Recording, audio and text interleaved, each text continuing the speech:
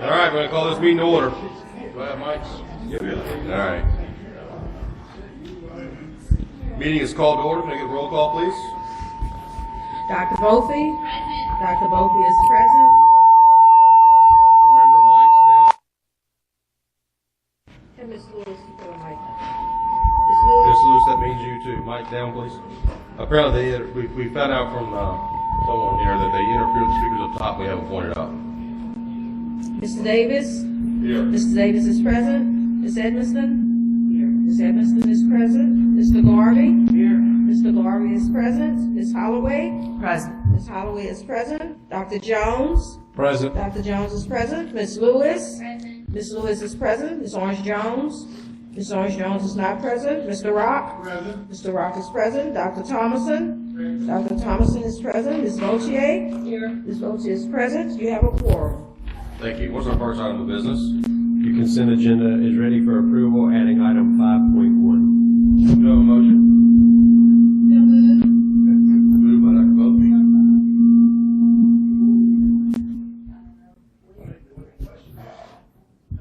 It's the first item. Consent agenda. All right, I have a motion by Dr. Bofi. Can I have a second, please? Mr. Rock. All right. Any opposed? Make sure those are all. None opposed? Move to the next item, please.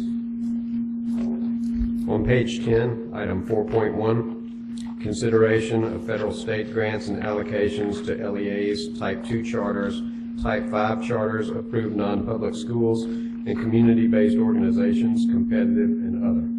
Recommendation is to approve. Can I get a motion? So moved. Dr. Bofi, need a second? Dr. Thomason? Do I have any comments from the board?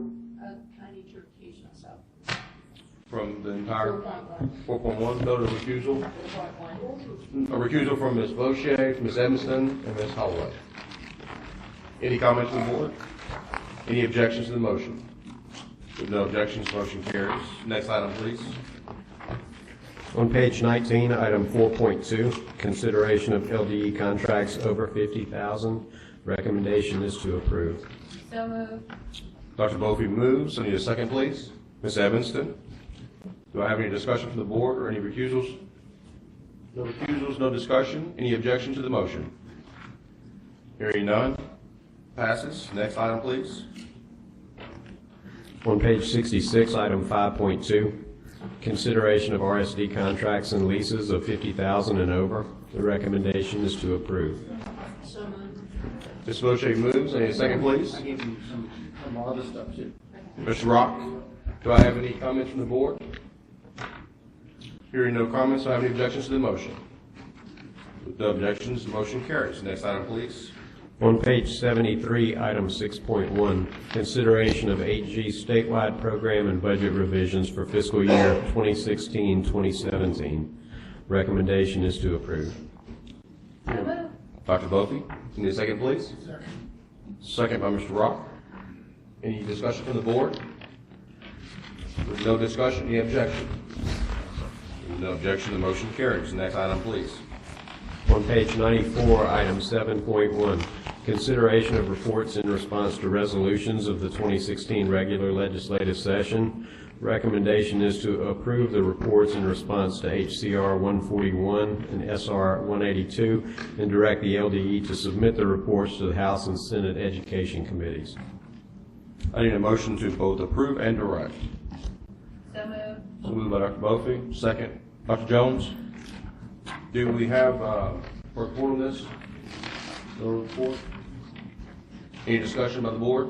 I just have a question. Yes, ma'am. Ms. Vautier. You know, and I'm looking at the dual enrollment report, which is wonderful. I think we need, to move in this direction to increase opportunities for our kids to take these particular courses. I know that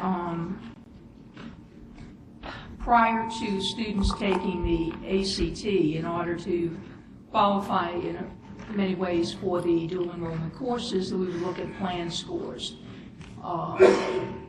And though we no longer have the plan test.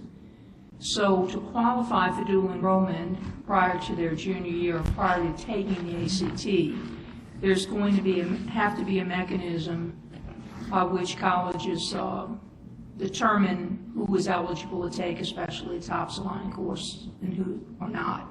And I know there are some placeholder tests like Compass and such, but have y'all had, I guess, lengthier discussion on how we can get most of these kids qualified? Are we talking about having them take another test prior to the ACT for eligibility purposes? We're in conversations with the Board of Regents about using end-of-course assessments in earlier grades as a means of qualifying students for dual enrollment courses. We haven't reached a final policy with that, but we are considering, this is Ken Bradford is leading those discussions, we are considering bringing the policy to a joint meeting of the two boards.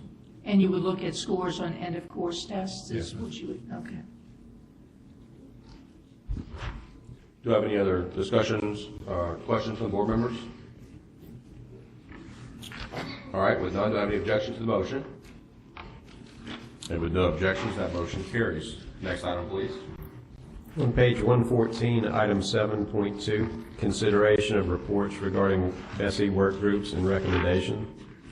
The recommendation is to receive the reports of the work groups and approve the recommendations. A motion, please. Dr. Thomason, second. Second. Ms. Holloway, do I have any discussion, questions from the board? Just Ms. Loche? Okay, just this legislative protocol, in which I think is, people did a good job with this, but in looking at it, just every step along the way as there's discussion with the board members, and it says with individual members if necessary, each of those times it says that, could we also just add in a notification of all board members? So when any of these, discussions are taking place, that all board members would be notified, not just the officers. I'm looking here, Ms. Boucher, I think that's in there as part of what we discussed, that we would make sure all the board members were aware of these items. That was one of the questions we got from the last. Well, it just says in consultation with individual board members when necessary. I would just like the notification for all board members at each step along the way. That's all. Just notification. Absolutely. I think we can make sure that happens. Okay, if we could just amend that language for notification of all That was board members. also a concern of mine, Mr. Chairman, so if we're going to, Yeah, so, everything's good with that. and we'll just make sure that, again, and I'm looking for a particular bullet here that you may have referenced, you may be referencing. Okay, the officers will consult with individual board members as necessary, providing updates to ensure. So it was just that the officers will notify all board members. Something, I'm not the English word master, Gotcha. but notification of all board members every time. It Just just say that. says consult when necessary. That's all. Okay, thank you. Any other comments or questions? With no other comments or questions, do we have any objection to the motion? And with no objections, the motion carries. Next item. That concludes your agenda. All right, so we'll have school innovation and turnaround begin at 12:30. All right, thank you all.